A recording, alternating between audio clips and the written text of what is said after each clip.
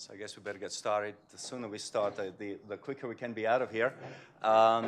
Good morning. My name is Ncube. I'm a senior policy analyst here at the Cato Institute in the Center for Global Liberty and Prosperity. I'm also the editor of Human Progress, which is a website devoted to documenting the improving state of humanity, which is certainly not the subject of today's policy forum. Since I came to Cato 17 years ago, we've held many events on Zimbabwe. I have written dozens of op-eds, conducted dozens of interviews on the subject of Zimbabwe for a couple of reasons. One is that I fell in love with the country in 1993 when I first visited Zimbabwe. And I cared very much about the well-being of its people, many of whom have become my friends over time. But also, I wanted to document what was happening in Zimbabwe because it was a real-life experiment in alternative economics, to put it in quotation marks.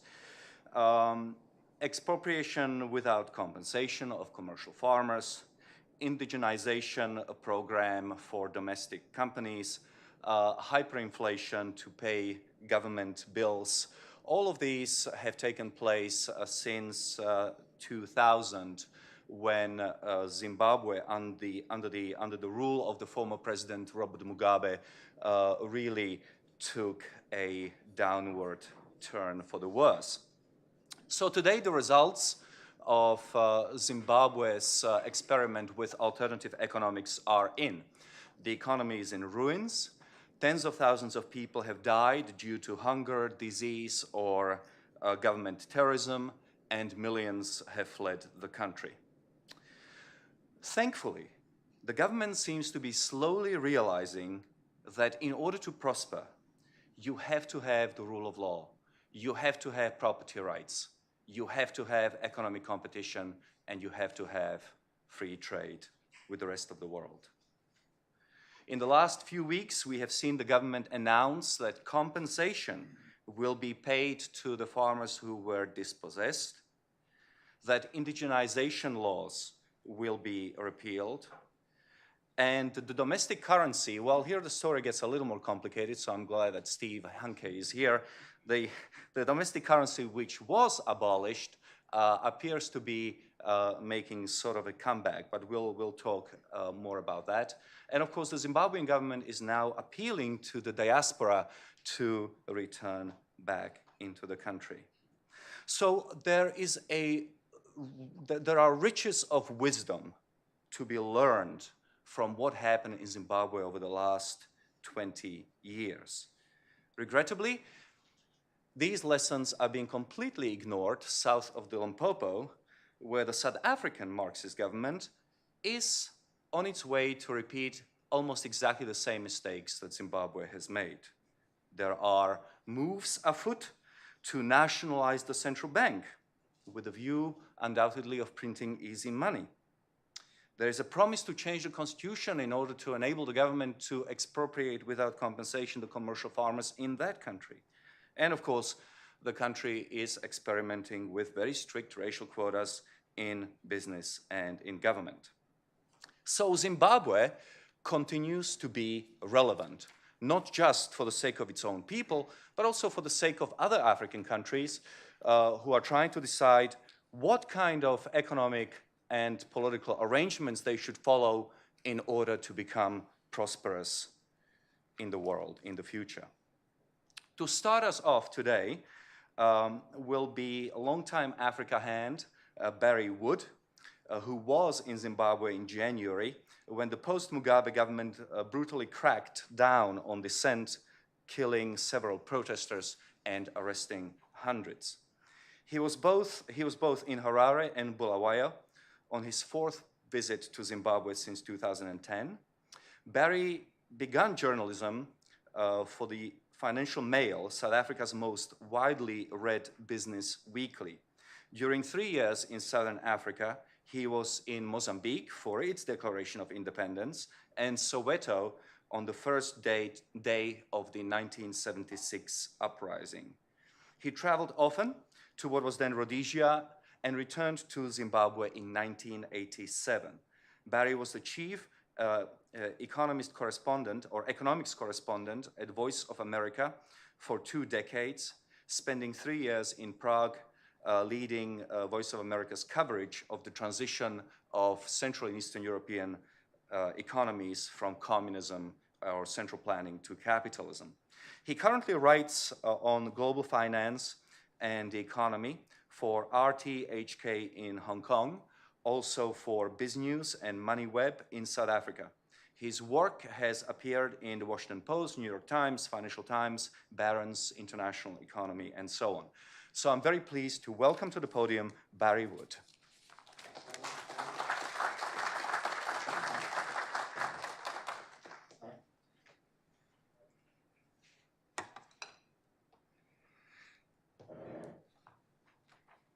Thank you, Marion. It's a real honor to be at Cato and to talk about Zimbabwe. And I want to acknowledge Ambassador from Zimbabwe and also the Finance Minister of Zimbabwe. It's an honor that you have chosen to come to our presentation, Mr. Ncube. Thank you. I also want to begin by calling attention to the disaster that struck Zimbabwe, and particularly Mozambique, in March 15th, 14th of this year, in which 1,000 people are dead, 1 million people displaced, horrific economic destruction. It's a real tribute to the United States AID that they have, despite sanctions, which have nothing to do with humanitarian relief, produced so much assistance to the people, particularly in Beira, and the whole Beira corridor that goes into Zimbabwe, which is vital for Zimbabwe. Also, the Chinese have been active, the British have been active, the South Africans, etc. So this is a great tragedy we should keep in mind. I want to just identify a bit about Zimbabwe and then leave you with 3 messages only. And they are, first of all, that Zimbabwe is an important country that is exceedingly rich, with rich human resources, a fine educational system that has persisted through the Mugabe years. And it is a welcoming country that is particularly connected to both the United States, South Africa, and Europe. That's the first message. And when I say rich, this is a country that has platinum, it has lithium, it has coal, it has diamonds, and that's why there are 6 flights per day between Johannesburg and Harare. Investors want into this country. And the challenge that's going on in Zimbabwe now is how do you emerge from 37 years of the Mugabe government? Mr. Mugabe is now 95. He's in Singapore for medical treatment.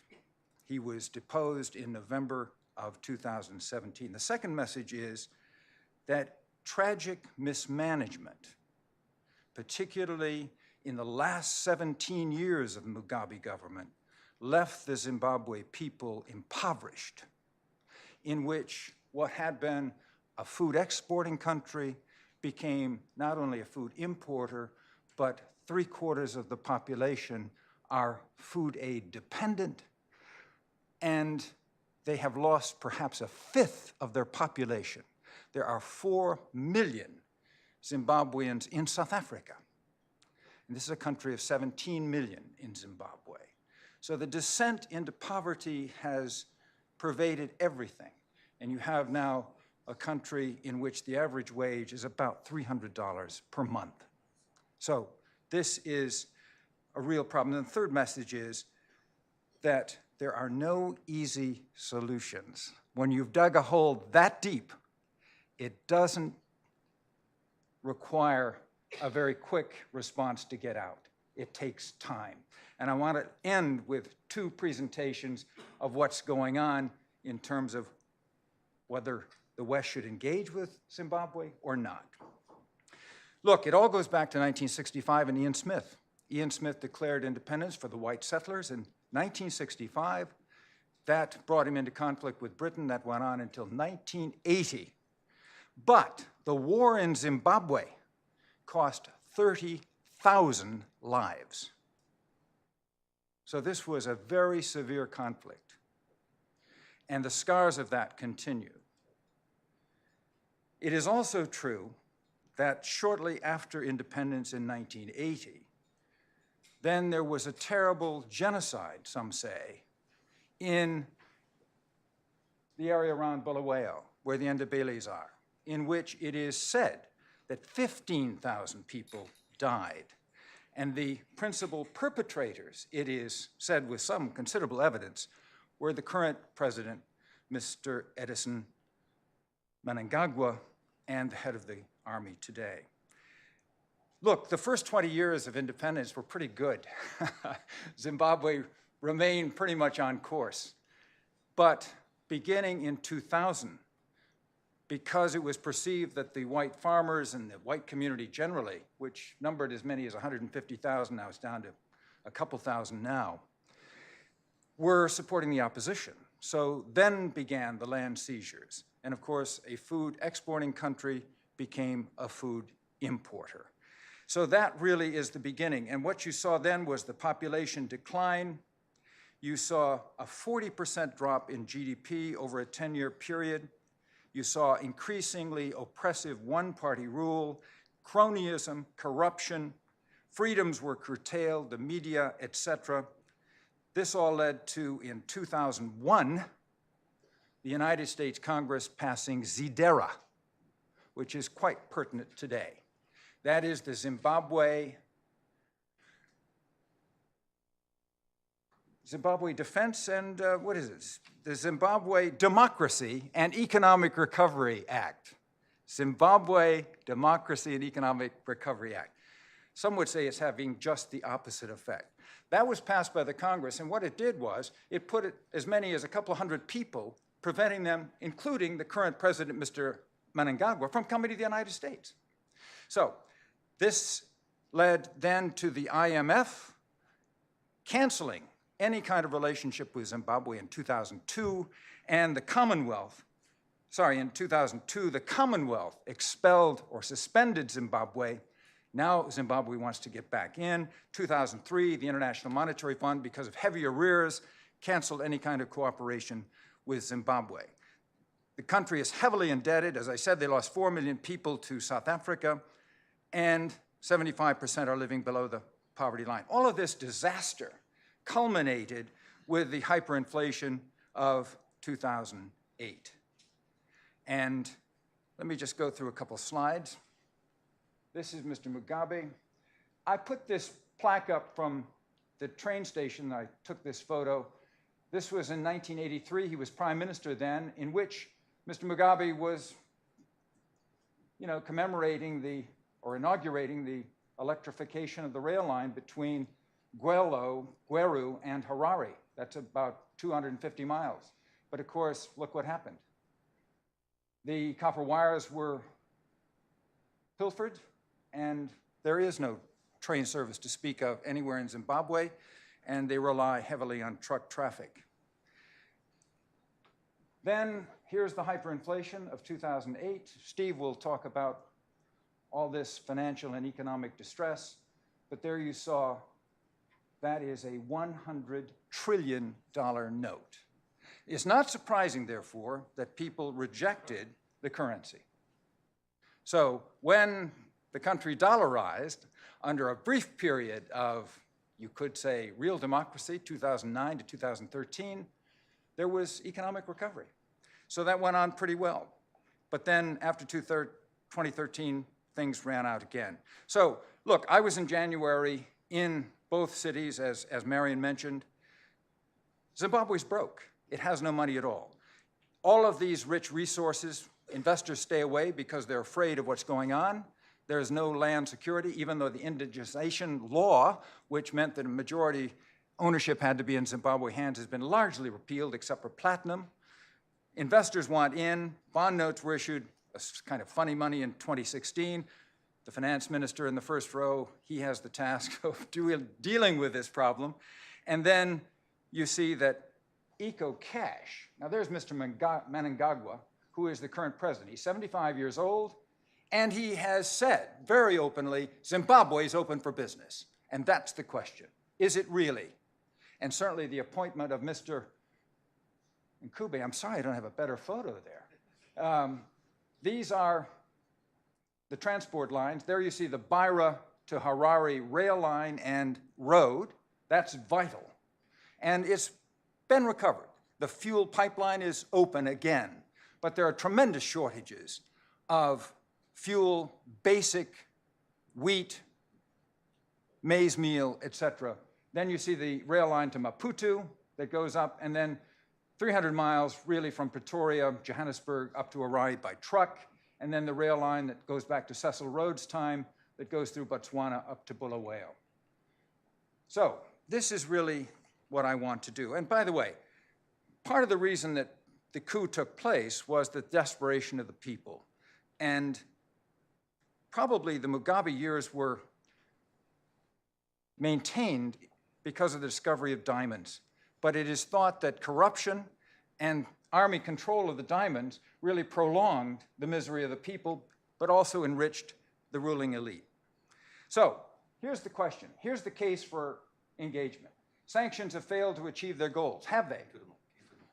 Have they? Maybe they have, maybe they haven't. Then we have certainly Zadera, which is still on the books, hasn't been extended by President Trump.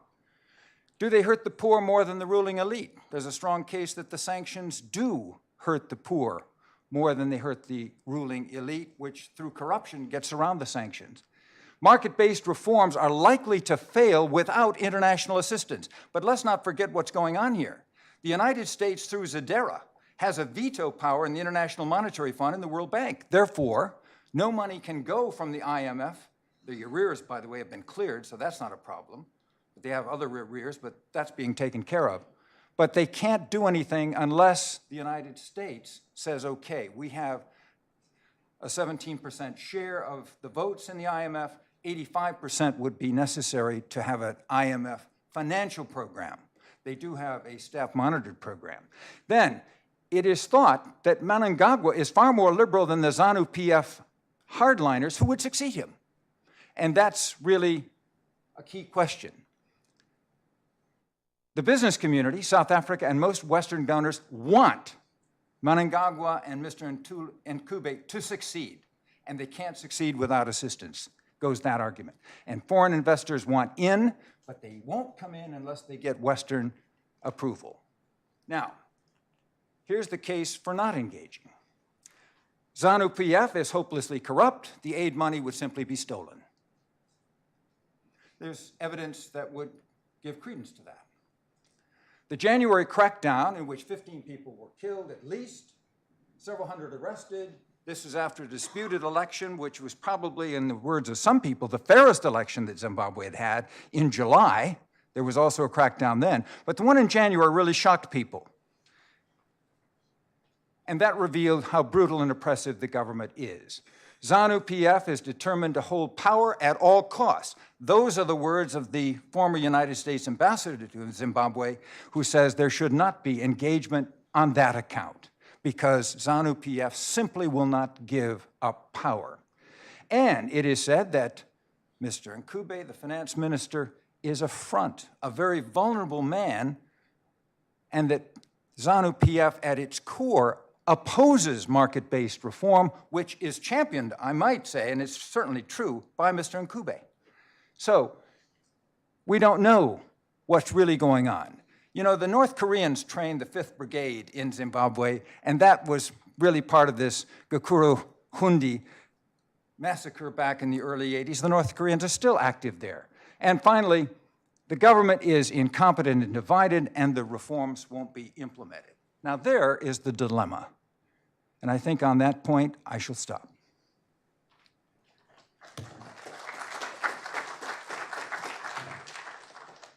Thank you very much, Barry, for that overview. Our second speaker is Steve Hanke. He's a professor of applied economics and co-director of the Institute for Applied Economics, Global Health and the study of business enterprise at the Johns Hopkins University in Baltimore.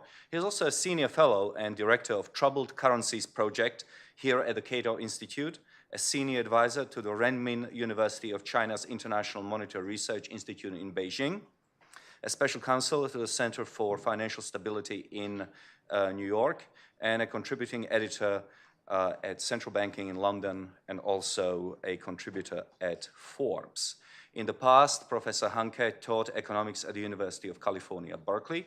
He served as the member of Governor's Council of Economic Advisors in Maryland, a senior economist on President Ronald Reagan's Council of Economic Advisors, and as a senior advisor to the Joint Economic Committee of the US Congress between 1984 and 1988. Hanke served as the state counselor to both the Republic of Lithuania and Republic of Montenegro. He was also an advisor to the presidents of Bulgaria, Venezuela, before, long time before Maduro and Chavez destroyed that country, and Indonesia. He played an important role in establishing new currency regimes in Argentina, Estonia, Bulgaria, Bosnia-Herzegovina, Ecuador, Lithuania, and Montenegro. Professor Hanke has also held senior appointments in the governments of many other countries, including Albania, Kazakhstan, United Arab Emirates, and Yugoslavia. With that, please help me welcome Professor Steve Hanke.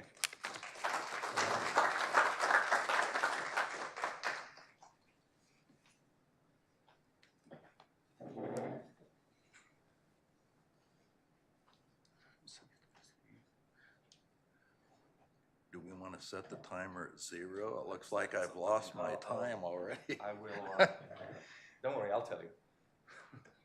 Excellency, Professor Ncube, ladies and gentlemen, it's a pleasure to be with you and to talk about Zimbabwe. My first introduction to Zimbabwe came in 2007 as the hyperinflation started there. And in 2008, I published my first monograph on Zimbabwe, Zimbabwe Hyperinflation to Growth. It was published and sponsored by a brokerage firm, Amira, in Harare. And since then, I've been quite involved in measuring the hyperinflation. In 2008, I think I have the distinction of being the only one to accurately measure the second highest hyperinflation in world history, which peaked out in November of 2008 in Zimbabwe. That was published in an article in the Cato Journal in 2009. Also in 2008, as was already indicated, Morgan Tsvangirai and a group from Zimbabwe came, opposition politicians, to visit the Cato Institute. There have been many other articles that have been written in the Cato Journal about Zimbabwe. So there's a lot of interest about Zimbabwe that's housed or has been housed right here at the Cato Institute. Let me start by beginning a little summary of the state of the economy. Now, Barry did go through some of this, but just to give you an idea, I've gone through all the rankings and reports that have been done on these international rankings in terms of economic freedom, corruption, and so forth. And if you look at the starting point, we have a very poor country. According to the IMF's World Economic Outlook database, we're at 161 is the rank for Zimbabwe. The nominal GDP per capita is about $1,300 per person. So it's a very poor country. Per person per year. Per year. Per year, yeah, Right. per capita per year, right. If you look at the Global Competitiveness Report put out by the World Economic Forum, they look at 140 countries. Zimbabwe is 128. The World Bank's Doing Business Report, they look at 190 countries, 155 for Zimbabwe. in that same report, starting a business, this is something Barry mentioned, it's very difficult to start a business in Zimbabwe. Out of the 190 countries covered by the World Bank, Zimbabwe 176.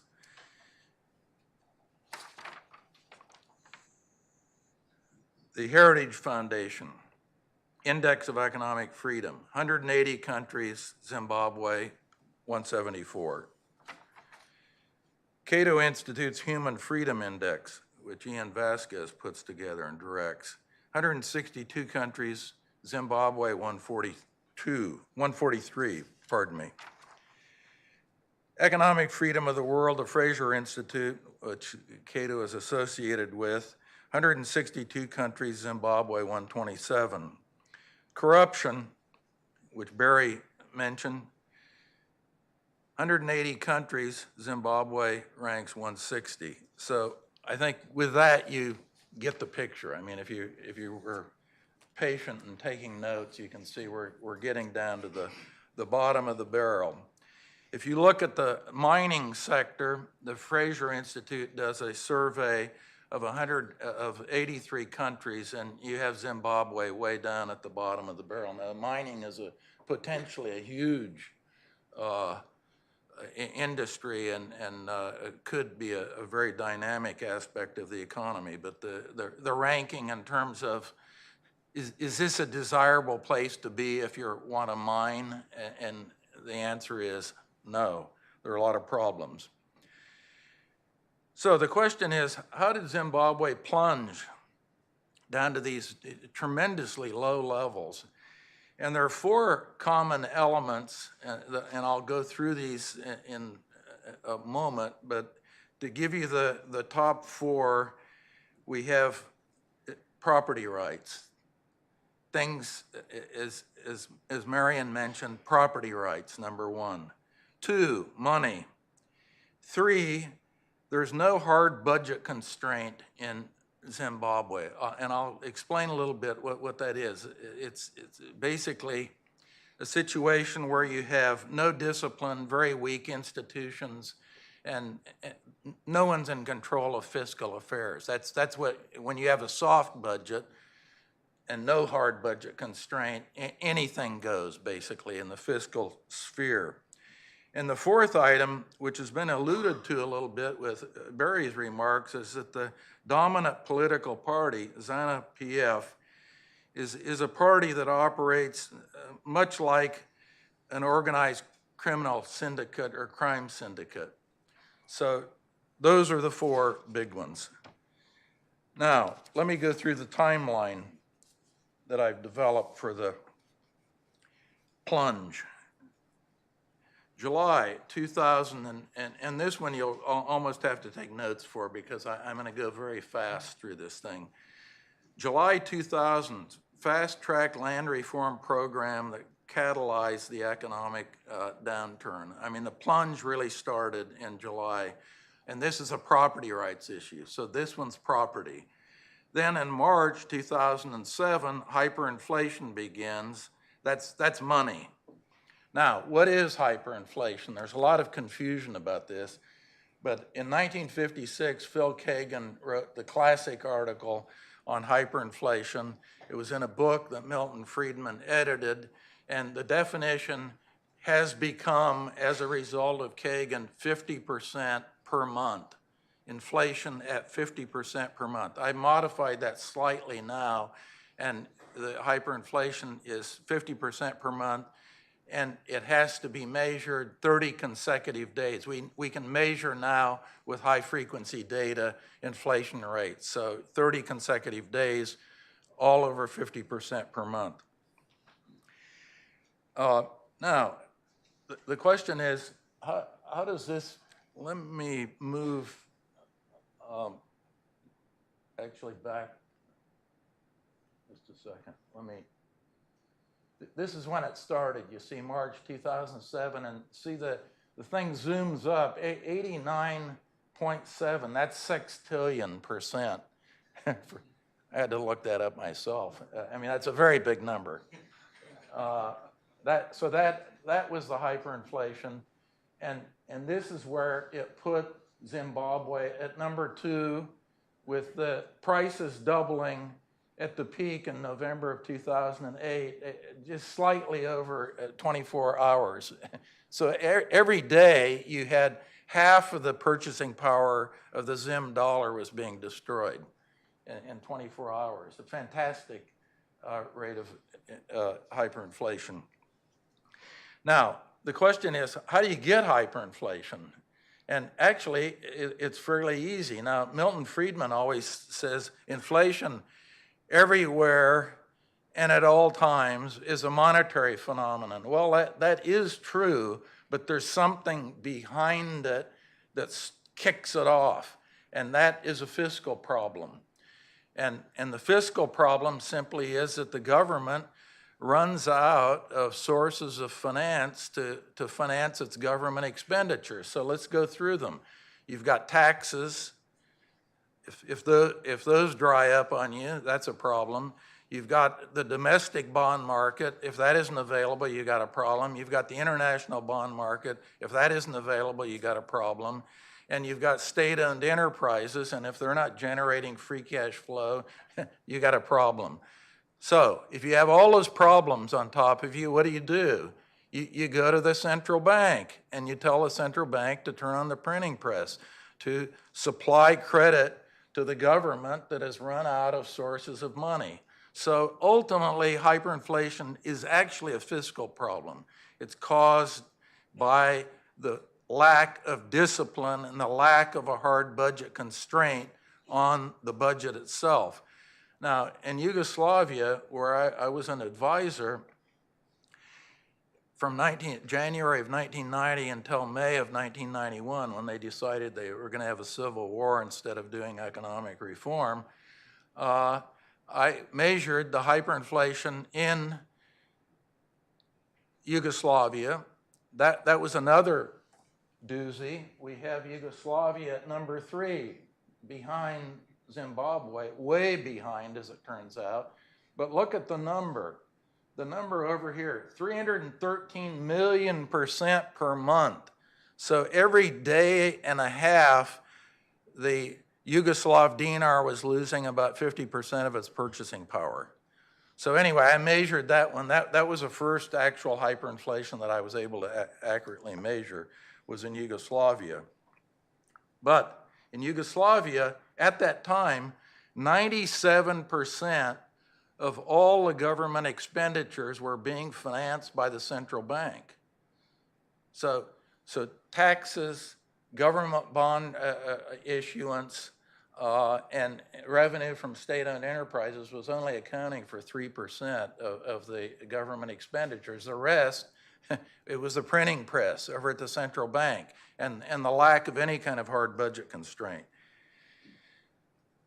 So moving ahead, March 2008, the Indigenation and Economic Empowerment Act, which required 51% of the businesses in Zimbabwe to be owned by native, so-called native to Africa residents. That's a property rights issue. Then we come to the end of hyperinflation, which I've already mentioned, November of 2008. That's a money problem. Then we had a unity government that started in February of 2009 with ZANU PF and the MDC. That's Sangrai was leading the troops in. Beatty was the finance minister, and in fact, after the hyperinflation peaked in November and people stopped using the Zim dollar, and then in April of 2009, the government started keeping its accounts in US dollars. You had a situation where the new coalition government actually put in a pretty hard budget constraint. And what happened? The budget started coming into balance and the economy took off. So just with that alone, in an economy that had been essentially destroyed, the economy starts bouncing back. So this is light at the end of the tunnel in terms of the current situation.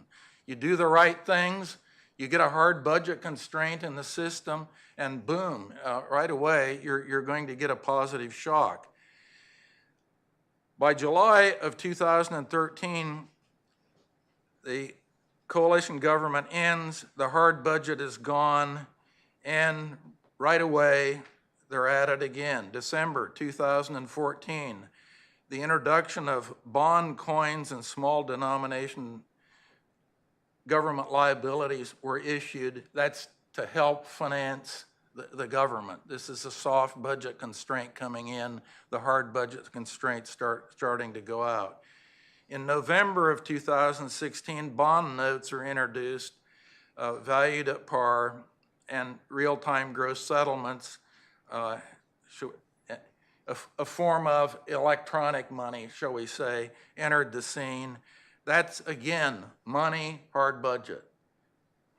It's a monetary problem because what happens is that the country at that point in time really de-dollarized itself. It was dollarized, operating as a dollarized economy during those coalition years. Now, by November of 2016, it's gone because they've issued phony money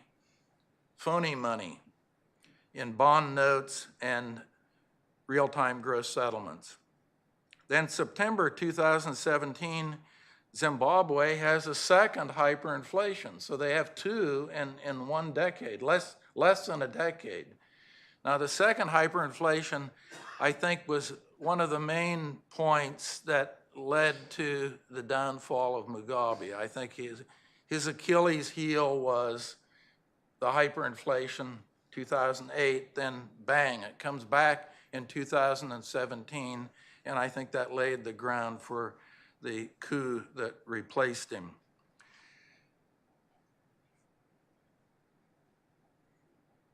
Then in February, I'm jumping ahead, I've got a few items here, but the clock is ticking, and Marion looks like he's also ticking. 5 more minutes. I have 1 minute? 5. Oh, 5. Oh, okay. Hyperinflating you. Okay, yeah, we're my speaking time is depreciating as rapidly as that Zim dollar was. Then to get to a micro point, in February of 2019, the Guaco mine was invaded. This is a property rights issue. Again, these things are all property rights, money, hard budget constraint, and a political party that dominates, that it's fundamentally a crime syndicate. And this gets into the crime syndicate part. If you look at this mine, it was invaded and taken over, and the looting began. Then in April, last week actually, or perhaps a week before, I can't remember. Within the last two weeks, the mine was finally sealed and the trespassers were thrown out. But that's not the end of the story.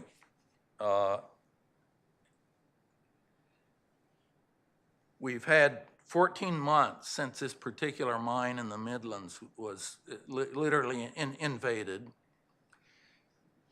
Over 80 people have been killed. At least 100 million US has been looted from the mine, maybe double that, but at least 100 million. Then Friday night, the mine manager's home in Ncube was invaded by youths wielding machetes.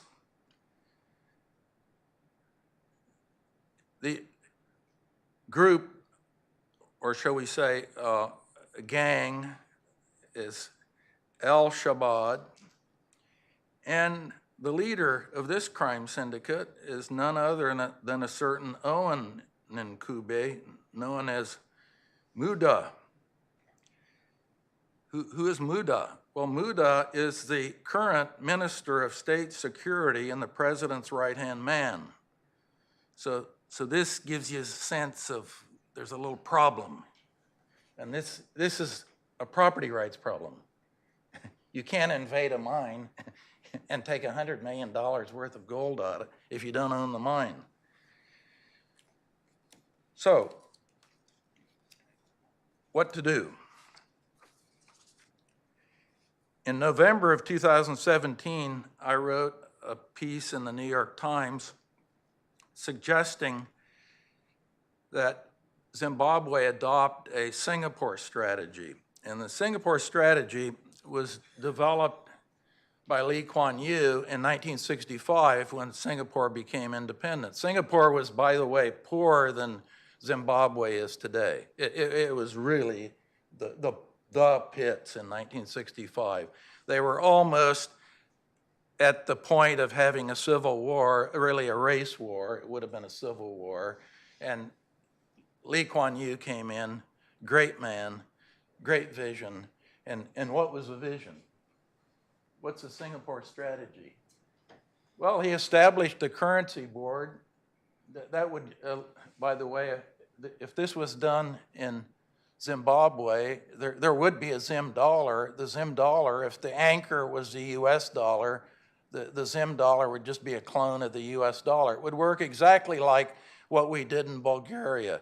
The inflation would stop, and by the way, look at this. Look where inflation is. See that top? It isn't where the government says it's about 60%. That bottom line, it's a little over 200% in reality. So they have a huge inflation problem. This is the second highest inflation in the world right now.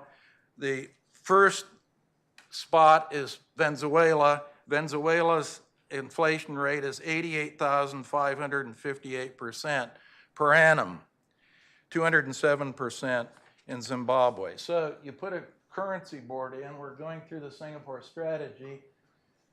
Lee Kuan Yew refused to pass the begging bowl. This is always a trick. Even Barry fell into this trap. Foreign aid is a killer.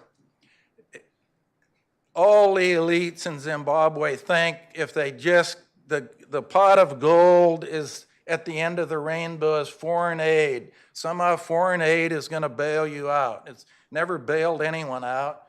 And in the case of Singapore, which by the way, in all those ratings that I gave you, Singapore is either 1 or 2. So they've come from nothing in 1965 to one of the richest countries in the world, and in all those economic freedom, corruption, doing business, you name it, they're 1 or 2, maybe 3 is the lowest possible score they get. They refused foreign aid. 3, minimize taxes and regulations. It's a nightmare in Zimbabwe. You can't move without going to some government bureaucrat to get a regulation approved or a stamp or 15 or 20 stamps. 4, ensure individual rights. This is back to the mine. This is public safety. Public safety was big with Lee Kuan Yew in Singapore. 5, create a minimalist, high-quality, transparent government. Well, most of the budget in Zimbabwe is taken up with the civil service bleeding the taxpayers. You need a minimalist government, high-quality people, first-class people with first-class wages. That was Lee Kuan Yew's line. Now, I can relay this to Professor Ncube today. The finance minister in Singapore's annual base salary, without any fringes at all, 1.3 million US. So they get top people there. They're running a top flight show, and they pay them top wages. That's how you get it done. Now, that's 5, and I am winding up. Marion's been very liberal. He is a great classical liberal, as you all know. And the bottom item I don't have on here, 6. What's 6? These are all things that Zim should be doing.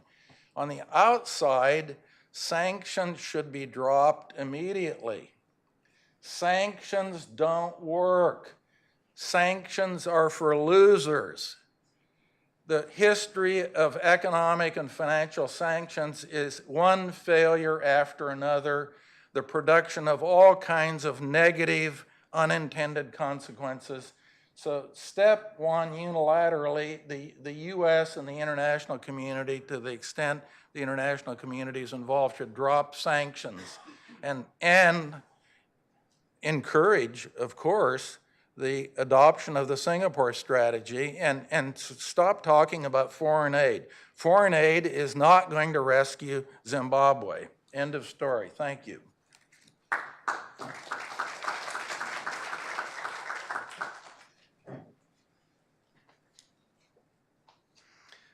I will introduce our last speaker, but before I do so, Steve and Barry, I will want to ask you, so get ready for the Q&A, about the extent of the sanctions. It is my understanding that they are primarily personal sanctions intended to target members of the regime rather than sanctions which impact the economy in general. So, I know that there will be a lot of questions on the role of the sanctions and how far do they go and so on.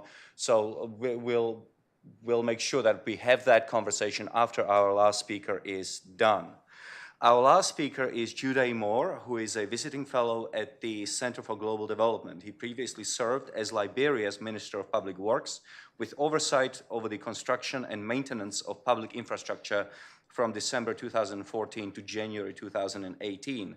Prior to that role, Moore served as the Deputy Chief of Staff to President Ellen Johnson Sirleaf and head of the President's Delivery Unit, PDU. As the head of PDU, his team monitored progress and drove delivery of the public sector investment program in Liberia, a program of over $1 billion in road, power, port infrastructure, and social programs in Liberia after the Civil War. At the Center for Global Development, Moore's research focuses around financing of infrastructure in Africa and changing landscape of development finance on the continent. His research tracks the channels of private source of finance, the rise of China and its expanding role in Africa, and Africa's response to these changes. He currently serves on the board of advisors of the Masters of Science in Foreign Service program at the Georgetown University, and he holds a Bachelor of Science in Political Science from Berea College and an MS in Foreign Service from Georgetown University. With that, please help me welcome Judah Moore.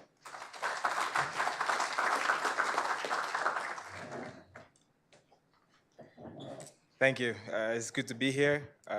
So I'm not a Zimbabwe hand. As you heard, I am from West Africa.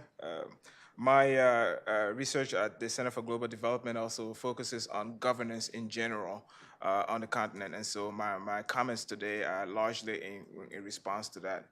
And with all of the, well, not so positive things happening in Zimbabwe and what we've heard today, I just thought I would begin by highlighting what's happening in other places on the continent.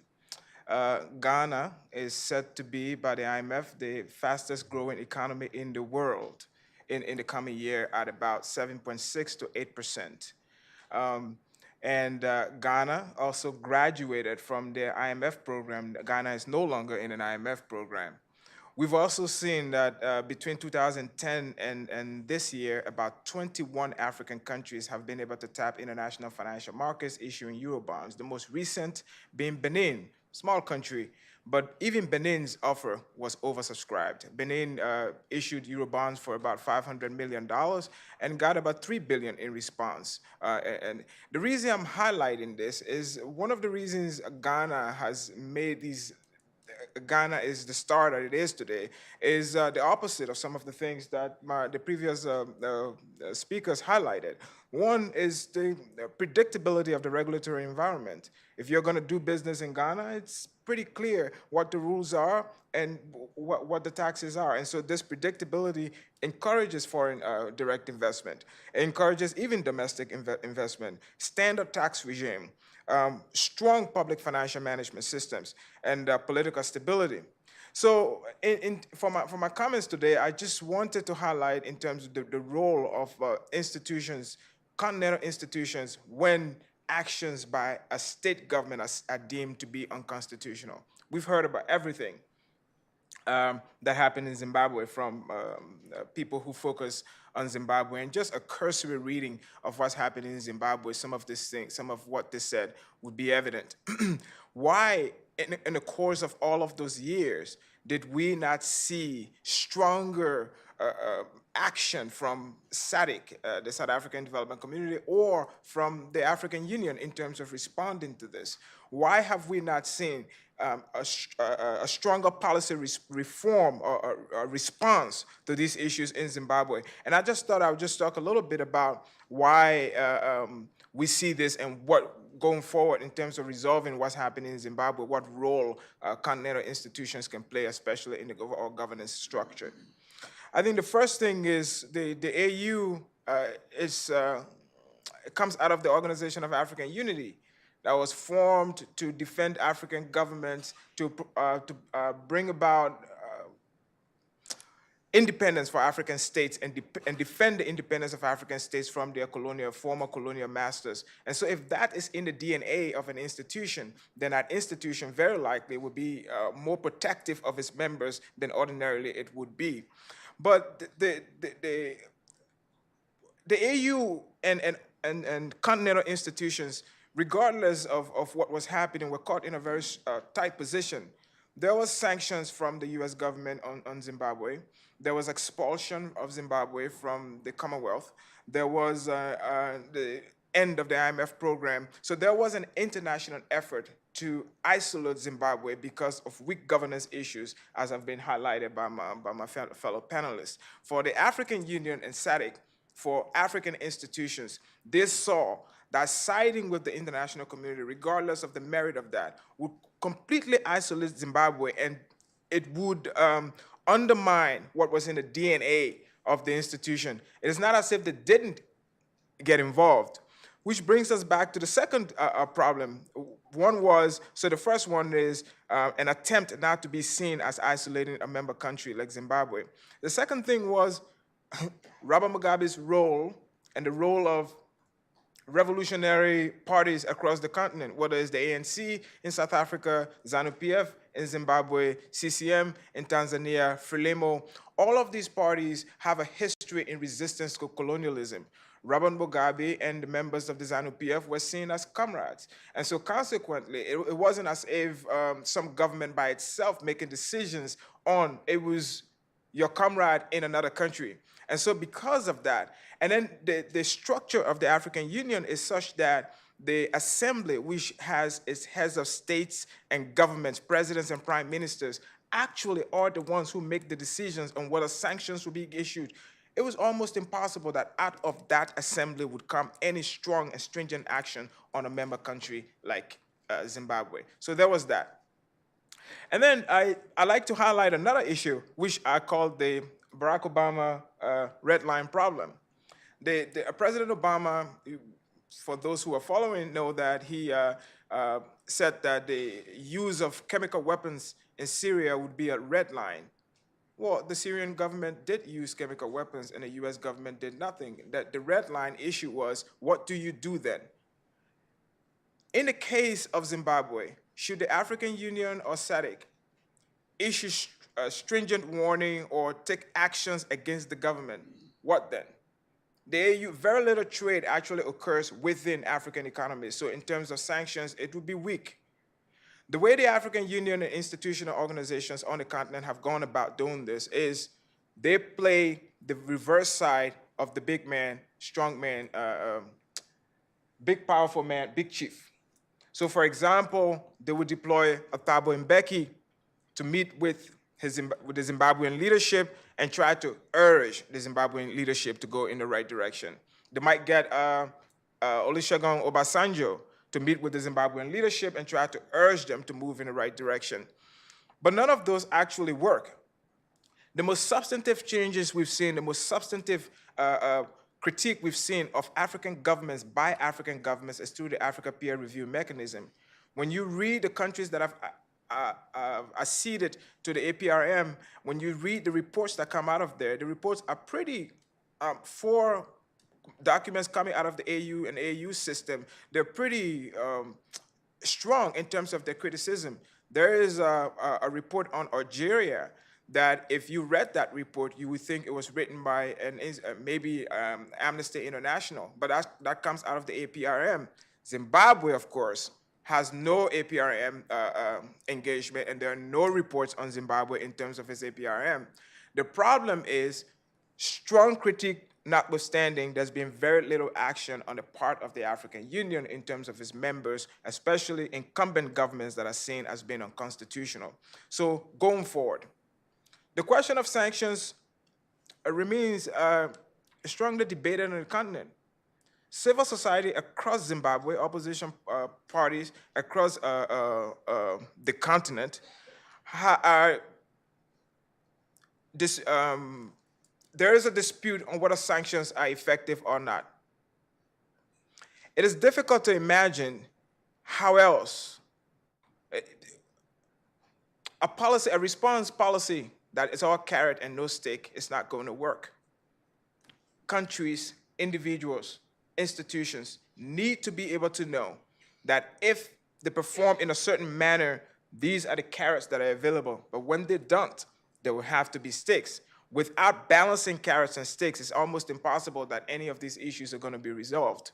And as Marian mentioned, the sanctions in Zimbabwe for now are seen to be largely targeting individuals, elite in Zimbabwe, and not the general population in Zimbabwe. The efficacy of sanctions are debatable. I know in other places in Africa, sanctions have worked to weaken the existing government. So if the intent is to weaken the existing government, maybe the sanctions would work. But sanctions, I would definitely agree with Professor Henke that sanctions that target the people of Zimbabwe ordinarily is not going to work, and in the long term, it's not going to help resolve the issues in Zimbabwe.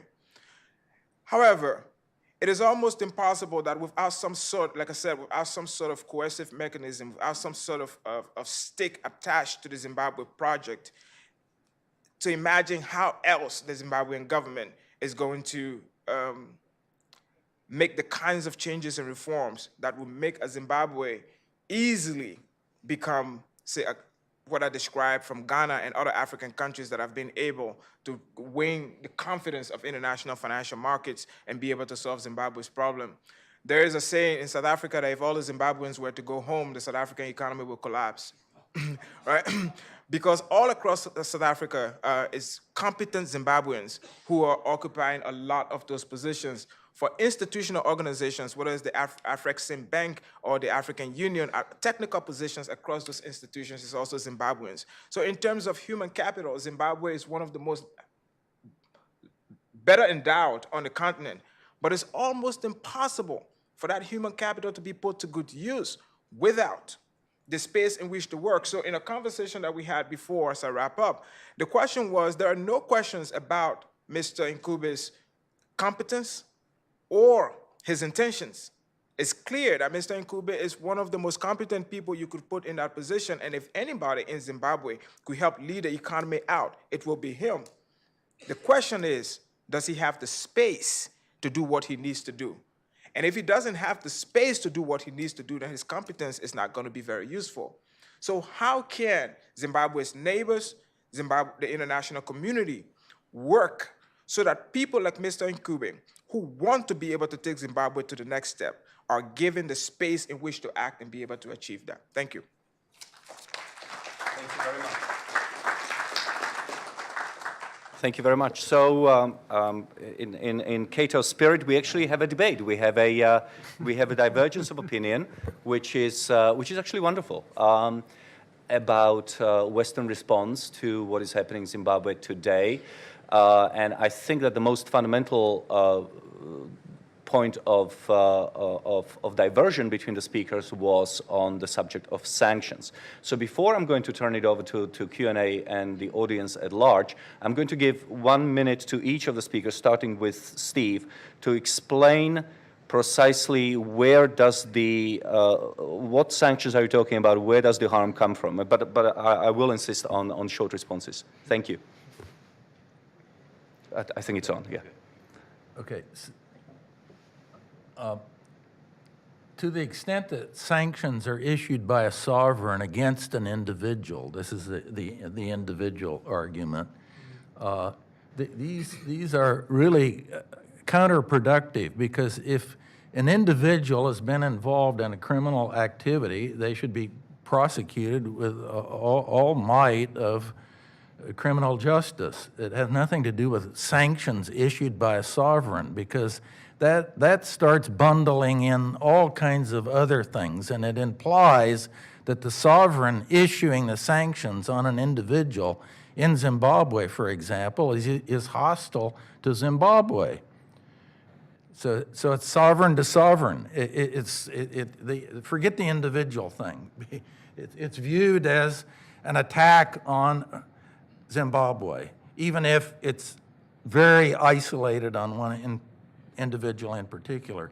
There's also in Zimbabwe just a hangover of the sanctions that are more generally have been imposed on the Mugabe regime. So that's another cloud going over there. Just clean them all up. As far as the individuals, get the international police force after whoever it is that's causing the criminal activity, and/or put as much diplomatic pressure on as possible to clean up the domestic criminality going on. I mentioned this mine is unbelievable, you know. So it's a diplomatic thing. It poisons the well, however you want to put it. But you are not actually blaming the problems in Zimbabwe on international sanctions.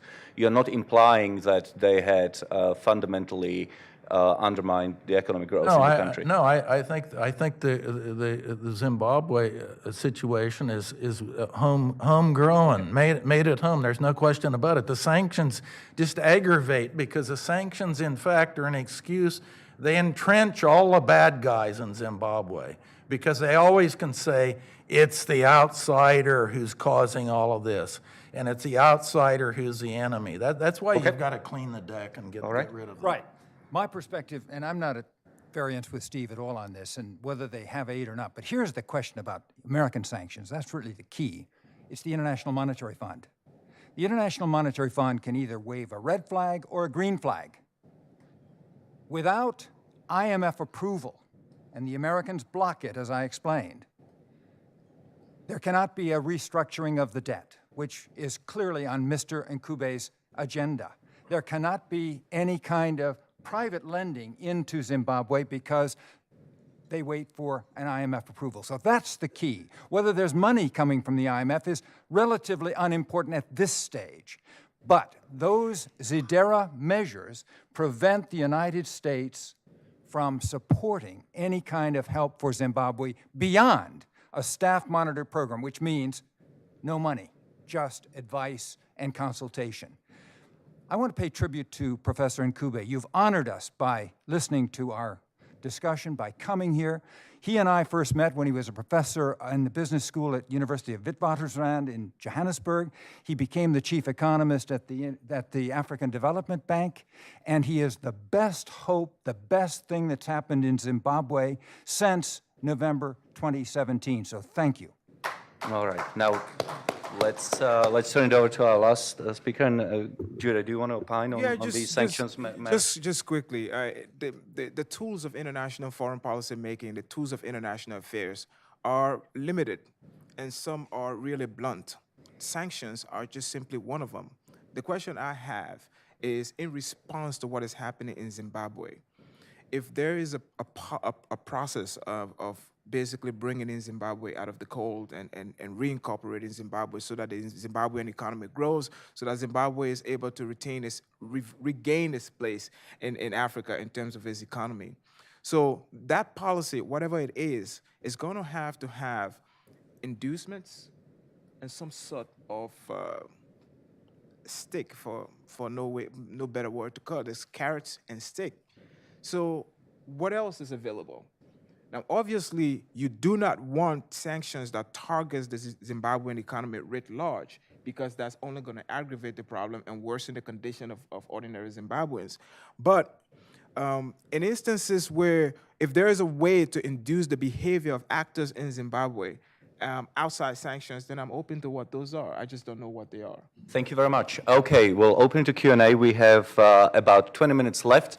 I will call upon you, and if you would please raise your hand and wait for the mic to come to you, and then just tell us your name and who your paymaster is.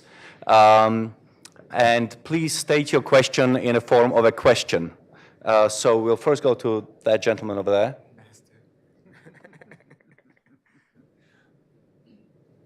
Hi, Doug Brooks, former teacher at Kambazuma Township in Harare back in the 1980s, and now working with the ISY, International Stability Operations Association. My question is, I kind of agree that we should drop the sanctions, but the big issue in Zimbabwe, Mr. Moore sort of addressed this early on, was that there's a political situation that is so horrendous that you really cannot guarantee that the rule of law will apply. You have a leader of the country that really does not have the confidence of the population, and so any investor would have to keep that in mind, that essentially things could change very, very radically, drastically overnight. And it just seems that even the sanctions, although it might help dropping the sanctions, it's still going to run into some huge issues in terms of getting investment. So I'd be interested in the comments. If anybody wants to take Doug, to repeat my specific, but make it more general on sanctions. If you look at the history of sanctions, and I've studied sanctions and had my assistants helping me with this for years, the record, there are almost never any sanctions that actually achieve their stated desired objective or goal. And one thing that is replete with all these sanctions, there are all kinds of unintended consequences, by the way, and they're almost all negative vis-a-vis the imposer of the sanctions. It's the thing, there's all kinds of blowback coming, and it's very hard to predict. The one thing that is predictable, and you can see this going on in Venezuela right now, and that is you put the sanctions on, or Iran, any place you go, and they just dig in. In other words, sanctions are an act of war. It's like a siege, and as far as I know, in international law, sieges are illegal in international law. Never mind, the sanctions come, and look at Venezuela. The sanctions being put on by the U.S., it makes Maduro look good because he said all the time the U.S. is at war with us. The reason the economy is going down is because of the U.S. and sanctions. Of course, we know the socialist Chavismo policies they have are the reasons this economy is going down. Never mind, his base believes it's because the war with the United States has caused them to go down. So the record is just terrible, unbelievably bad. Now, let me just give one little thing that Bob Mundell, Nobel laureate, a good friend of mine, pointed out to me, something called the Afghan effect. So, and the Afghan effect, he uses this to illustrate everything in the international economy, everything's connected to everything else. There's nothing that's disconnected. We're all connected. And so Mundell said the Afghan effect, in 1979, the Russians go into Afghanistan. Of course, Brzezinski, one of the big elites in Washington, was the national security advisor of President Carter. He said we have to put sanctions on Russia for being bad. And the sanctions were that we were going to put an embargo on shipping grain from the United States to Russia at the time. And that was supposed to be, that was going to hurt Russia, or then the Soviet Union, by the way, a little slip there. So what happened? The Afghan effect. And that is, right away, the Soviets went to Argentina. They signed a great deal for grain. The American farmers got screwed because they couldn't they couldn't abide by the contracts they already had with the Soviets. And the blowback effect, the unintended consequence. The junta was in power in Argentina at the time. It was a huge economic boom that was created in Argentina, supposedly our enemies at the time, the junta, because of the sanctions. So that's the Afghan effect. Everything is connected to everything else. All right. Thank you. Do we have any other questions? Yes. Yes, sir. Yes, you.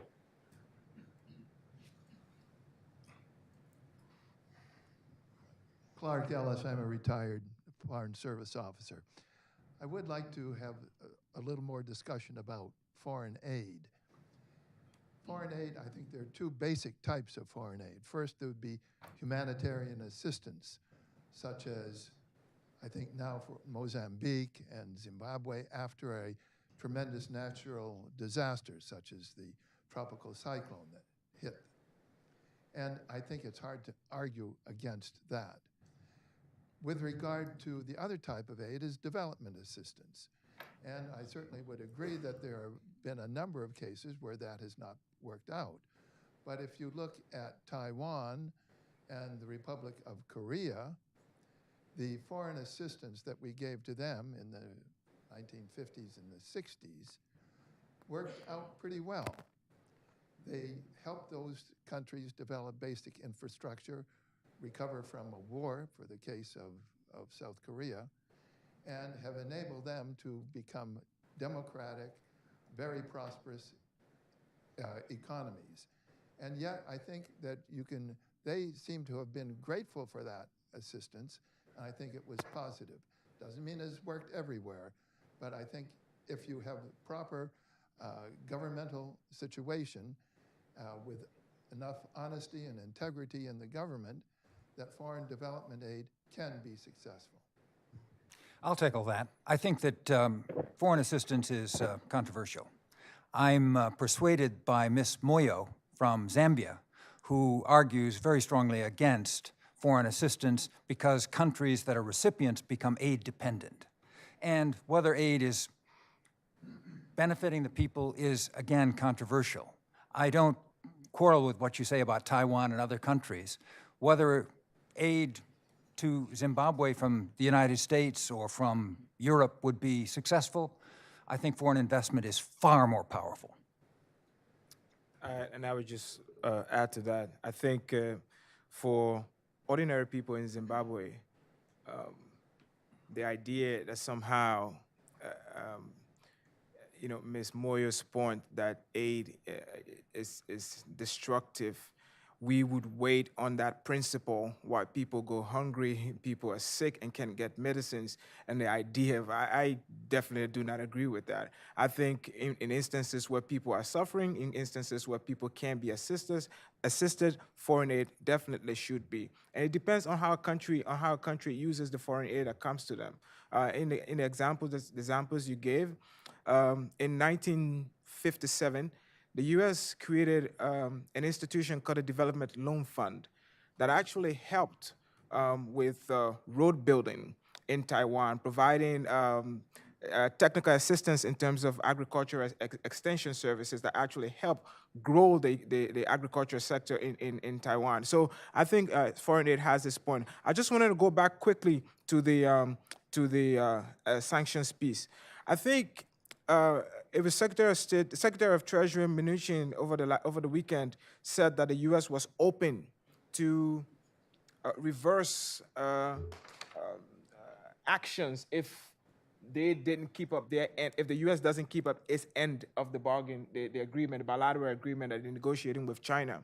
So if there were a program in Zimbabwe with specific actions that are required of the Zimbabwean governments, with certain privileges that were extended to Zimbabwe, privileges that could be withdrawn if Zimbabwe doesn't keep up its end of the bargain. And the sanctions doesn't necessarily have to be in the way they've been done before. I think I would just go back to say that this thing where unless Zimbabwe does 1, 2, 3, 4, 5, there will be no international engagement with Zimbabwe at all. I think that's just counterproductive. I think a program with Zimbabwe that has specific deliverables from the Zimbabwean government so that certain privileges are withdrawn if Zimbabwe doesn't keep up with that, I think that will work. Back to the point about humanitarian aid, of course, I think it's very hard to get anyone to disagree with humanitarian aid. On that, this can be private as well as public. I'm on the board of directors of something called AirTM, which is a, shall we say, it's in the so-called cryptocurrency space.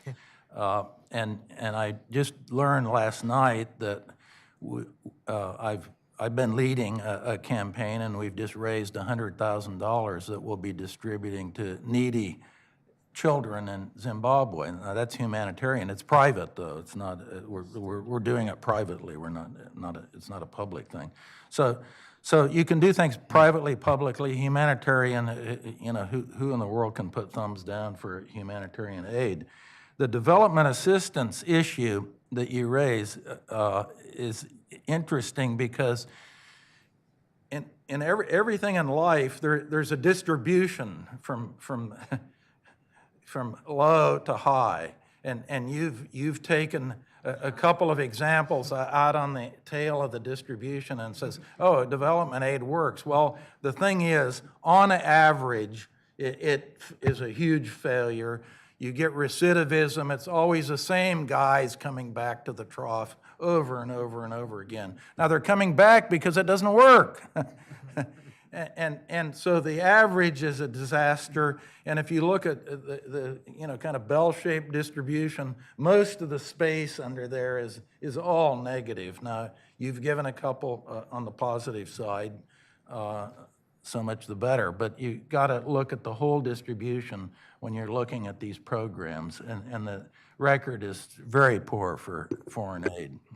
I've written a paper on foreign aid back about 10 years ago. I'd be very interested in learning more about the South Korean example. What I do know is that until 1970, thereabouts, South Korean and North Korean incomes per capita were basically on an equal level. And it was in the 1970s when you do have a change in regime and a fundamental opening to the rest of the world, especially when it comes to trade and domestic economic reforms, that you have suddenly this widening differentiation between incomes in the two Koreas. But until 1970, I don't really see much of a much of a difference. So I would be very interested to know when exactly did the U.S. supply aid and how much. Carol. Oh yes, yeah, sure. Actually, let me take the lady first, and then we'll get to the. Thank you, Marion. I'm Carol Boudreau from Landesa. Landesa is an international NGO that works on property and land rights around the world. Several of the panelists pointed out the need for the government to address weaknesses in the property rights and land rights system in the country. I would actually like to sound a positive note. It's been my experience over the last year and a half that the government has been making some progress on this front and needs more progress to be made for sure, but is taking seriously, I think, the challenge around, number one, inventorying agricultural lands.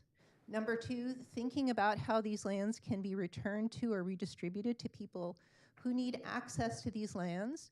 Number three, thinking about ways to create a reasonable dispute resolution system so that people won't be stuck in endless disputes over return of land or reallocation of land. But it doesn't mean that the government does not need to make a very firm, very vocal, credible commitment to protecting the length of agricultural leaseholds. This is absolutely essential. To recognizing and securing the rights of smallholder farmers, particularly, I would say, women smallholders who are managing lands after husbands have left to go to South Africa or migrated elsewhere. They're left behind, and they can be an engine for agricultural regeneration and regrowth if you're able to protect their rights and recognize those under the law. And then thirdly, finding a really credible way, again, to tie agricultural land holdings to access to credit. This is also especially important for women. Some of the regulations I've seen on this point create barriers that would be difficult for women to overcome. So I think if the government can focus on some of those issues, you actually do have the opportunity to see some good growth in the country and once again become a breadbasket. Thank you.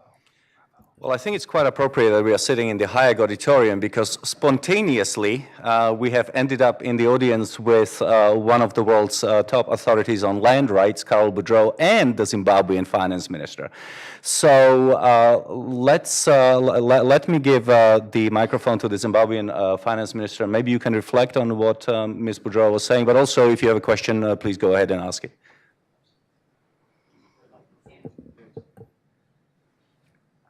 Thank you very much. Let me begin by really expressing my appreciation for the discussion on Zimbabwe and shining the torch on Zimbabwe this morning. In fact, when the ambassador told me that there was such a session, then I met Mr. Wood when we had Brookings the other day. I said, I don't want to be left out. I better go and join in and listen. And I've listened very carefully. Some valid points being made, but also I think there's need for some updates. Let me just begin by saying that we are very serious about reforms. Very serious, both economic reforms and institutional reforms. And I understand that the two are tied at the hip. And any economic reformer working with the Zimbabwe situation should quickly realize that we cannot succeed with economic reforms without the institutional reforms. It's as simple as that. That's the first point. So we've got a blueprint called the Transitional Stabilization Program, which is really, that's the blueprint that I launched on the 4th of October last year to really capture the reform agenda, both institutional and economic reforms. So we're very serious about this. So there's no, I think, question about perhaps the absence of political will so far to walk that path. Certainly it's not been benign, my experience. That's my first comment. The second comment is perhaps partly comment, partly question. Let me make the comment first. Around sanctions, and I agree with Professor Hank, with Wood and Moore and everyone who is saying that basically sanctions are not working. Sanctions are a blunt instrument that is actually impoverishing people. Let me tell you what has happened. Although they are legally targeted, actually their impact is widespread. Because of the KYC, you don't know whether the bank that you're going to have a credit line with will end up financing a company that is linked to an individual on sanctions. You don't know. So you say, no, so we'll stop lending to Zimbabwe banks and you cut off the credit. So as a result, Zimbabwe banks have lost at least 80 credit line relationships, banking relationships over the last 5 years because of the sanctions issue, which had been re-established, by the way, during the unity government. Things did thaw, those are the facts. But now that is reversed. So what that does is, so you find that therefore the capital starvation in Zimbabwe is not to the center. I'm not looking for money for the Zimbabwe government when I'm here. No, I'm actually running a surplus. I'm looking for resources for the private sector. So what we're looking for is private sector credit for Zimbabwe so that we can create jobs, look after shareholders. It's not for the government. The government issue really is about arrears clearance, which is a very specific issue for Zimbabwe to come good as a government in terms of the IFDB and World Bank, where we are in arrears to the tune of together almost 2 billion actually. But that's a specific issue which we want to overcome. But really, the issue is private sector credit, which is hurting everyone. Then perhaps a comment from the 4 areas. Let's make this the last comment because we'll have to move on. But please, do go ahead. On property rights, thank you for these comments. But I'll get your card in terms of the farming sector. We are serious about compensating farmers. I've set aside 58 million from last year's budget. We will compensate them. I've requested their names. All the elderly, vulnerable farmers, will pay them one by one, all in the next 2 months. Again, in the next 2 months, we'll finalize our negotiations with the farmers for the global figure for overall compensation. I expect that we'll sign this agreement by end of June. They've already given me a figure. I know the figure. We're just finalizing the government evaluations, then we'll negotiate, come up with a global figure, and then begin the compensation process. That's really speaking to property rights. On the currency, Professor Hank, you're using inflation, you're using the implied all mutual rate. There's a methodological challenge, I think, reflect on it. You see, because you're using an equity price, it has got an inbuilt premium. As you know, well, I used to be a finance professor, and my job was to analyze these things. So because the price is an equity risk premium, it is distorting your sense of inflation measurement. Just reflect on it. Maybe I think you need to work on that. But for me, I welcome your shining the torch on inflation as an issue, regardless of its level. It also keeps me awake at night. So I have no issue with that. But on the fiscal budget, on the hard fiscal constraint, trust me, I'm running a surplus. I'm serious about fiscal discipline. We'll keep you to that. Money supply is not growing. All right. It's not growing. Thank you very much. I think things are going the right way.